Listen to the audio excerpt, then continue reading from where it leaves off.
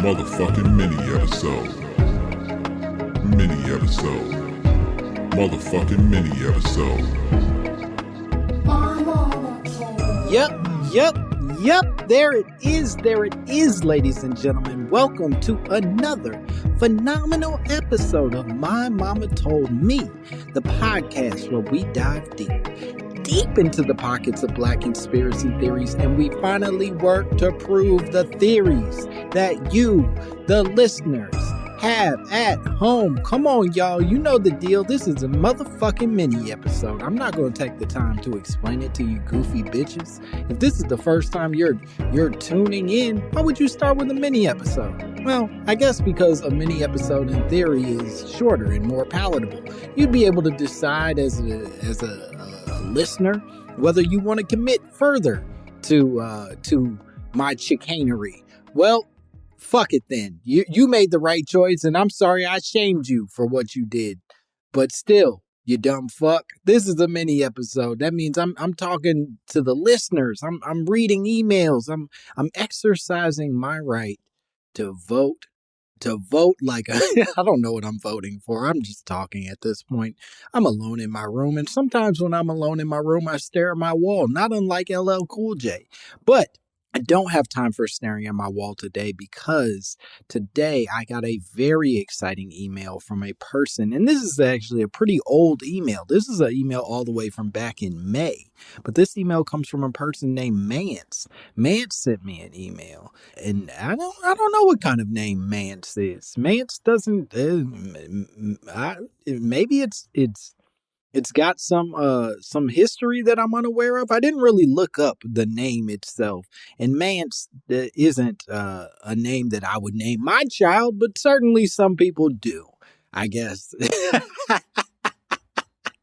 I'm sorry, Mance. I shouldn't shit on you before we jump into this, but it's an exciting email. Mance said, "Hi, Langston. I love the show, and as a fellow light-skinned mixed kid, I don't know how to say it, but I appreciate what you do. No need to get into all the chips on my shoulder, LOL. Anyway, I was talking about President Zachary Taylor with my mom, as one does, and mentioned that he died mysteriously after eating a shit ton of cherries and drinking milk. She immediately told me that everyone knows cherries and dairy mixed together are deadly, like you might as well be slamming back arsenic. It didn't really occur to me until a couple hours later that of course that isn't true, or Cherry Jubilee wouldn't be an ice cream flavor. But is this a circulating theory that goes around, or just some straight bullshit? ?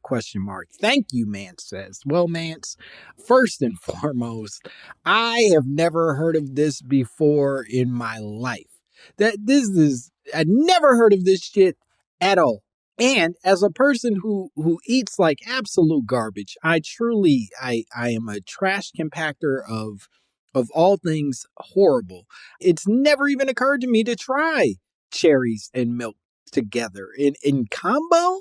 That's not even a thing that I'm regularly going places and thinking I might ask for. Sure, I've had Cherry Garcia ice cream, but the idea of eating cherries and then downing a tall glass of milk is truly sociopathic. It is. It's sociopathic behavior, and anyone who takes part in it deserves to die. I would say a mysterious and awful death. Fuck you, Zachary Taylor, if that's what you were doing as president of the United States. You sick, twisted bitch. I hate you, Zachary Taylor. If that's who you are at your core, is the type of motherfucker that eats cherries and downs milk. Anyway, I'm so hot about this. The entire premise of this, man, is it's got me flustered. But the point is, I took the time to research a little bit about the conspiracy theory. And you're right, Mance, that a large part of the history of this supposed poisonous combination is rooted in the mysterious death of our 12th president, Zachary Taylor. Now, apparently, old Zach was only 16 months into office, and he was riding around doing July 4th celebrations. You know how they did back in the day. Kissing babies, kicking niggers, you know. It's 1850, so you can't assume that he's being cool to black people. He's kissing a baby, he's kicking a nigger. He's having a He's having a classic presidential time in 1850. And I have to assume in lieu of fireworks in 1850, you would just like light a black man's pants on fire and watch him run in circles, you know? You didn't do fireworks. You just go, hey, put your hands over your hearts, kids. We're going to celebrate America by putting a flame to old Jermaine. And Jermaine, he'd run until he had third-degree burns, and all the whites would laugh. America used to be a country. It truly did, and we got to get back to it. They had so much going on. Anyway, at these celebrations, apparently, Zachary Taylor was seen, as you said, Mance, eating a shit ton of cherries and for some reason drinking a lot of ice cold milk, like a man. And it makes sense. He's a man whose claim to fame was murdering innocent Mexicans. So he would do something twisted like eat cherries and drink milk. Back at the White House now, Zachary Taylor drank some 1850s water and began to feel very sick. He spent 4 days suffering through extreme bouts of cramping and diarrhea, nausea, and dehydration before he eventually died 4 days later on July 9th. That's right. Now, because of how publicly he ate cherries and drank milk, this became the leading theory. You have to remember how insane it is that he ate that many cherries that everybody went home and was like, yo, no lie, that president fucking loves cherries and milk. God damn, does he go down on some cherries and milk. Look, I know we were celebrating the independence of our country, and we're only 12 presidents in, so we're not even that independent yet. It's still got a newness to it, but god damn, did that motherfucker love cherries and milk. I couldn't even think about my freedom from the British because I kept thinking about how many cherries he ate. That's how many Zachary Taylor was apparently eating. Now, because of how publicly he ate the cherries, drank the milk, this became the leading theory. This is what everybody believes. Now, this isn't completely off base, right? I thought it would be. I thought this would just be a stupid thing that you and your mother talked about. But apparently, Mance, it's not as stupid as it sounds, because apparently mixing milk with high vitamin C fruit products does have the potential to cause coagulation and fermentation in the stomach, which can lead to gastroenteritis, an infection not dissimilar to what Zachary Taylor experienced in death.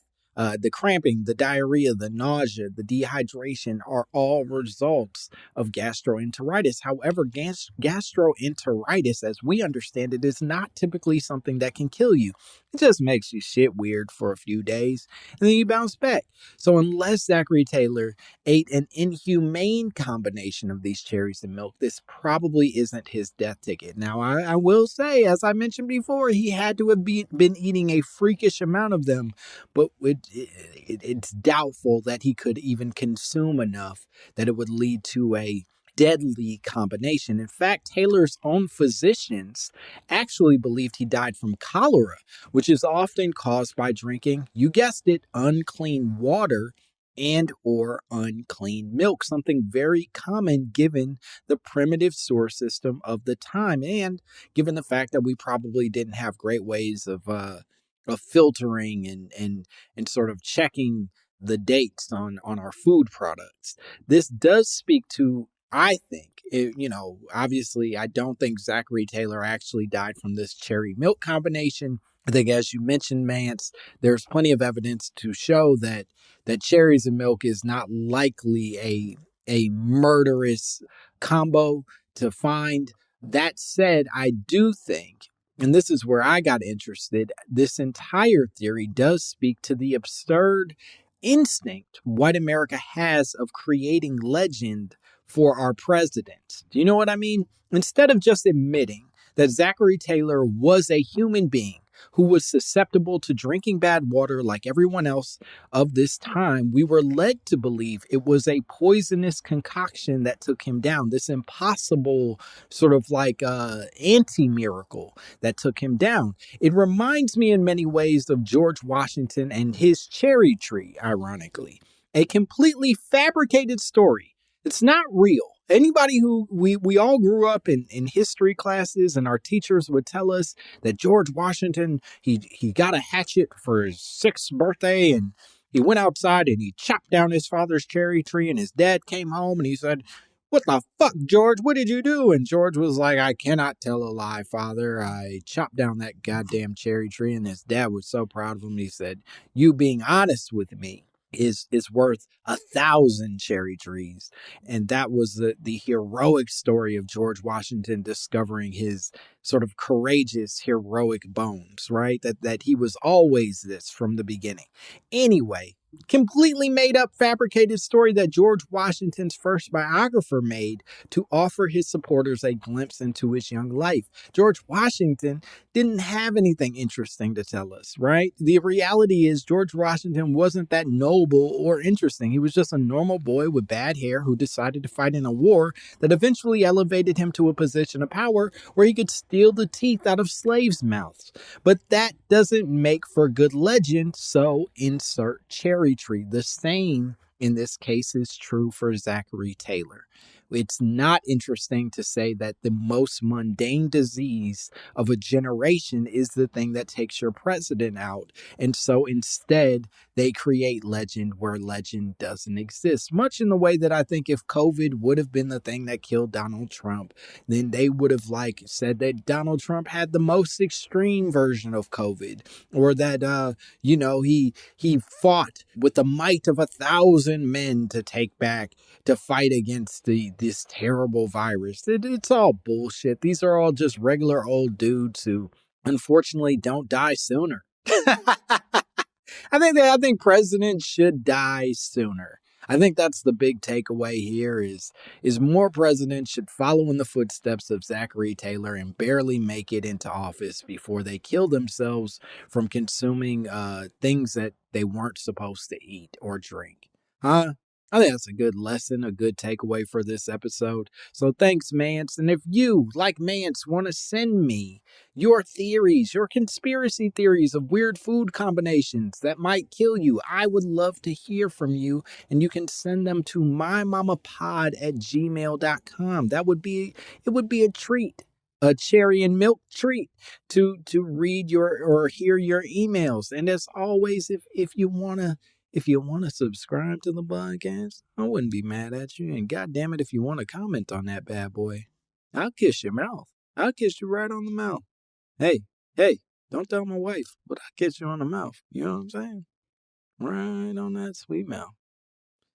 Yep, right on your mouth. Okay, well, that's it. That's all the threatening to kiss you I can do. Bye, bitch. Motherfucking mini episode. Mini episode. Motherfucking mini episode.